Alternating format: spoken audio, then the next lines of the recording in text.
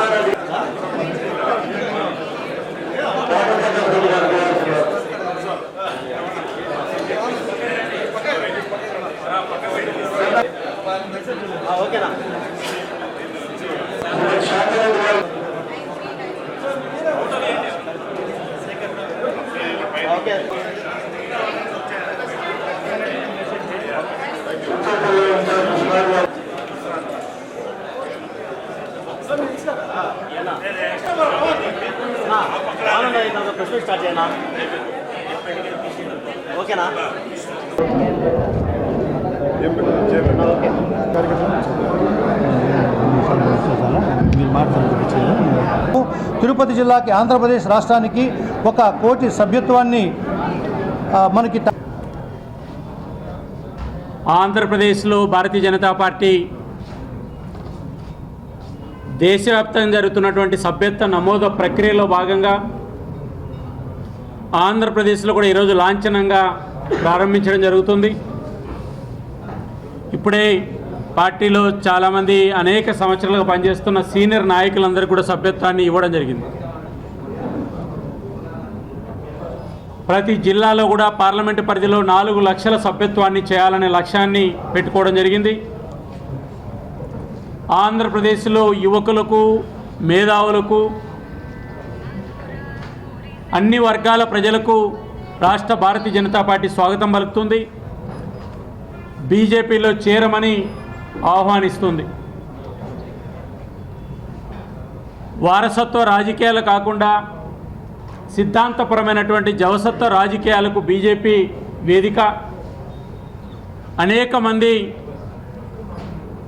అటల్ బిహారీ వాజ్పేయి గారి నుంచి నేటి నరేంద్ర మోడీ గారి వరకు సాధారణమైన వ్యక్తులు ఈ పార్టీలో ముఖ్యమంత్రులుగా, కేంద్ర మంత్రులుగా, పార్టీ అధ్యక్షులుగా, ప్రధానమంత్రులుగా పనిచేసినటువంటి చరిత్ర ఒక బీజేపీకి మాత్రమే ఉంది.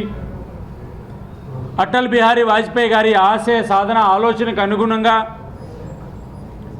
భారతీయ జనతా పార్టీ ఈ దేశంలో పరిపాలన చేస్తుంది. కాబట్టి ఆంధ్రప్రదేశ్లో కూడా ఒక బలమైన రాజకీయ పార్టీగా తయారు కావడానికి గ్రామ స్థాయిలో, మండల స్థాయిలో 175 అసెంబ్లీ నియోజకవర్గాల్లో భారతీయ జనతా పార్టీ సభ్యత్వ నమోదు ప్రక్రియ మరో 40 రోజుల పాటు కొనసాగుతుంది. దీనికి పార్టీ శ్రేణులందరూ కూడా ఉత్సాహంగా ఈరోజు నుంచి పనిచేయాలని చెప్పి ఆకాంక్షిస్తున్నాం. ఆంధ్రప్రదేశ్లో రాజకీయ పరిస్థితులు కూడా మీ అందరికీ కూడా తెలుసు. రాష్ట్రంలో నూతనంగా ఏర్పడినటువంటి ఎన్డీఏ ప్రభుత్వానికి భారతీయ జనతా పార్టీ, తెలుగుదేశం, జనసేనకు ఈ వరదలు ఒక సవాల్ లాంటిది. ఖచ్చితంగా ప్రజల పక్షాన, బాధితుల పక్షాన మా ప్రభుత్వం అండగా ఉంటుంది. సమస్యల పరిష్కారానికి ఖచ్చితంగా చేయూతనిస్తామని చెప్పి తెలియజేస్తున్నా. కేంద్ర హోంమంత్రిత్వ శాఖ రాష్ట్రంలో వరదలు సహాయానికి సంబంధించిన విషయంలో ఆర్థికంగా నిధులు కానీ, ఎన్డీఆర్ఎఫ్ సిబ్బందిని కానీ రాష్ట్ర ముఖ్యమంత్రితో ఎప్పటికప్పుడు కేంద్రం అనేక విషయాల్లో మాట్లాడుతుంది. భారత ప్రధానమంత్రి సైతం ప్రతిరోజు కూడా ఆంధ్రప్రదేశ్ సంబంధించిన వరదల మీద సమీక్ష చేస్తున్నారు. విదేశీ పర్యటనలో ఉన్నా కానీ ఆంధ్రప్రదేశ్ ముఖ్యమంత్రితో ప్రతి సందర్భంలో కూడా మాట్లాడడం జరుగుతుంది. అయితే ఇది దురదృష్టకరమైనటువంటి ఒక విపత్తు. ప్రకృతి ఇచ్చేటువంటి ఒక విపత్తులను తట్టుకోవాల్సిన బాధ్యత ప్రభుత్వాలకు, ప్రజలకు కూడా ఉంటుంది. అయితే విజయవాడలో వచ్చినటువంటి ఈ వరదలు ఏవైతున్నాయో దీనికి సంబంధించిన విషయంలో కేంద్రం పూర్తిగా సహకారం అందిస్తుంది. ఆంధ్రప్రదేశ్ ప్రభుత్వానికి, ఆంధ్రప్రదేశ్ ముఖ్యమంత్రికి భారత ప్రభుత్వం అన్ని రకాలుగా బీజేపీ అదేవిధంగా భారత ప్రభుత్వం సహకరిస్తుందని చెప్పి తెలియజేస్తున్నా. ఆంధ్రప్రదేశ్ భారతీయ జనతా పార్టీ కూడా ఈ ప్రభుత్వానికి అండగా ఉంటుంది, బాధితుల పక్షాన సహకారం అందిస్తుంది. అయితే దురదృష్టవశాత్తు ఒకవైపు అనేక మంది ప్రాణాలు కోల్పోయి పెద్ద ఎత్తున ఆస్తి నష్టం జరిగి ఈ విపత్తు నుంచి బయటపడడానికి స్వచ్ఛంద సంస్థలు, సినిమా నటులు, రాజకీయ పార్టీలు సహకరిస్తుంటే ఆంధ్రప్రదేశ్లో అధికారంలో ఉండి 5 సంవత్సరాల వరకు పరిపాలన చేసినటువంటి వైఎస్ఆర్ కాంగ్రెస్ పార్టీ బాధ్యతారాహిత్యమైనటువంటి ప్రకటనలు, ప్రజలను రెచ్చగొట్టేటువంటి మాటలు, సామాజిక మాధ్యమాల్లో విష ప్రచారం చేయడం ఏదైతే ఉందో ఇది ఒక రాజకీయ పార్టీకి ఉండాల్సినటువంటి లక్షణం కాదని చెప్పి బీజేపీ గుర్తు చేస్తుంది.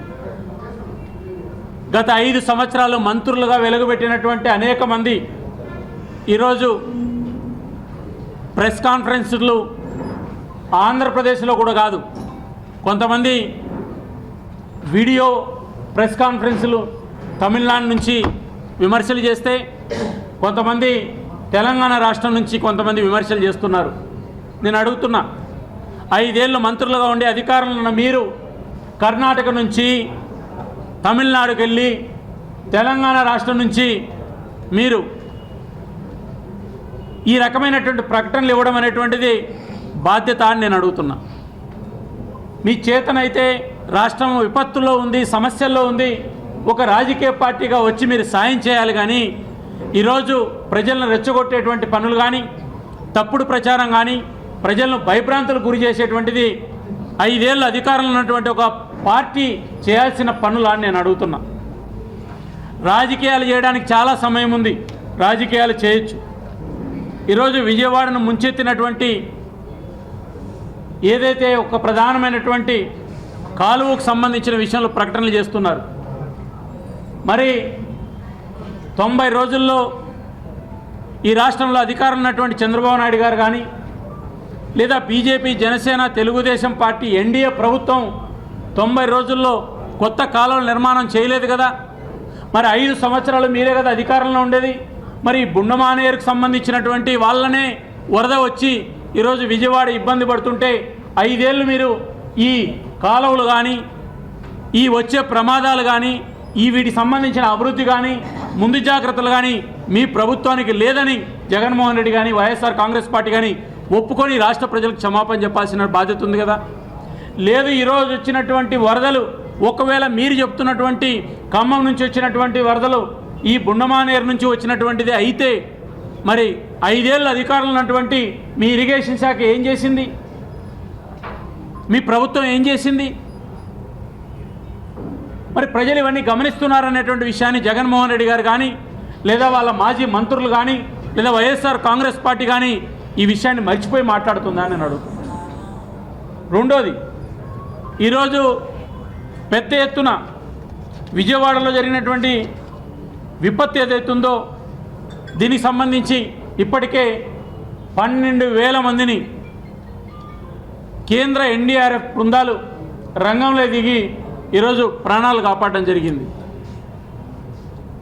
ఆంధ్రప్రదేశ్ ముఖ్యమంత్రి కానీ, మంత్రులు కానీ, ఎమ్మెల్యేలు కానీ, అధికార యంత్రాంగం కానీ ప్రజలకు అందుబాటులో ఉండి సాయం చేస్తున్నారు. బాధ్యతారాహిత్యమైనటువంటి ప్రకటనలతో ప్రజలు గందరగోళానికి గురై ప్రాణ నష్టం జరిగితే ఎవరు బాధ్యత వహిస్తారని చెప్పి నేను అడుగుతున్నా. మరోవైపు ఈరోజు ఆంధ్రప్రదేశ్లో ఉన్నటువంటి పరిస్థితులను లేదా ఈ యొక్క విపత్తును ఖచ్చితంగా ప్రజలందరూ కూడా సాయం చేయాల్సినటువంటి అవసరం కానీ, వాళ్ళని ఆదుకోవాల్సినటువంటి అవసరం కానీ అందరి మీద ఉంది. కాబట్టి విజయవాడ ప్రాంతంలో వచ్చినటువంటి వరదలు విజయవాడ ప్రాంతానికి సంబంధించిన కాదు, అది ఈ రాష్ట్ర ప్రజలందరూ కూడా ఆ ప్రాంత ప్రజలు వెనక ఉన్నారనేటువంటి విషయాన్ని గుర్తు చేస్తున్నాం. ఈరోజు అనేక చెరువులు, అనేక రకాలైనటువంటి కుంటలు ఈరోజు ఈ రాష్ట్రంలో పెద్ద ఎత్తున కబ్జాకు గురైనాయి. దాని కారణంగా ఈరోజు చిన్న వర్షాలకే పెద్ద పెద్ద ప్రమాదాలు జరుగుతున్నాయి. ఎన్డీఏ ప్రభుత్వానికి ఆంధ్రప్రదేశ్ ముఖ్యమంత్రి గారికి కూడా ఈ వరదల తర్వాత ఈ రాష్ట్రంలో అనేక కబ్జాలకు గురైనటువంటి చెరువులు కానీ, వంకలు కానీ, వాగులు కానీ వీటన్నిటి మీద కూడా సమగ్రమైనటువంటి ఒక కమిషన్ ఏర్పాటు చేయాల్సిన అవసరం ఉంది. ఒకవేళ కమిషన్ ఏర్పాటు చేసి వాటిని అన్నీ కూడా ప్రభుత్వం తీసుకుంటే మళ్ళీ వైఎస్ఆర్ కాంగ్రెస్ పార్టీ వచ్చి మళ్ళా ఇదే పార్టీ, ఇదే మాజీ మంత్రులు, ఇదే మాజీ ఎమ్మెల్యేలు ఏడుస్తారు, రాజకీయ కక్ష పూరితంగా చేస్తున్నారు, ఈ రకమైనటువంటి కావాలని చేస్తున్నారని. మరి ఈరోజు ఈ రాష్ట్రంలో ఎవరు కబ్జాలు చేశారు, ఎవరు చెరువులు కబ్జా చేశారు, ఎవరు పట్టణాల్లో అనేక ప్రాంతాలు ఆక్రమించారు? భారతీయ జనతా పార్టీ ప్రతిరోజు బీజేపీ రాష్ట్ర కార్యాలయంలో ఫిర్యాదుల స్వీకరణ సంబంధించినటువంటి ఒక పిటిషన్లు పెట్టారు. చాలామంది, నేను కూడా ఆ పిటిషన్ల రిసీవింగ్ సంబంధించి నేను కూడా కొంతమంది ఎమ్మెల్యేలతో కలిసి అక్కడ కూర్చోవడం జరిగింది. ఈ రాష్ట్రంలో జరిగిన అనేక రకాలైన అంశాలకు సంబంధించిన విషయంలో కూడా సమగ్రమైనటువంటి విచారణ జరగాల్సిన అవసరం ఉంది. కాబట్టి సరిగ్గా 3 నెలలు కూడా కానటువంటి ఒక నూతన ప్రభుత్వం మీద రాజకీయ విమర్శలు చేసే బదులు మీరు ఎందుకు ఈ రాష్ట్రంలో గతంలో ఏ రాజకీయ పార్టీ కూడా ఓడిపోనన్ని సీట్లు ఎందుకు ఓడిపోయారు? ఎందుకు ఈ రాష్ట్రంలో మంత్రులందరూ కూడా 99% మంది ఓడిపోయారు? ఎందుకు మీ ఎమ్మెల్యేలు, ఎంపీలందరూ కూడా ఓడిపోయారు?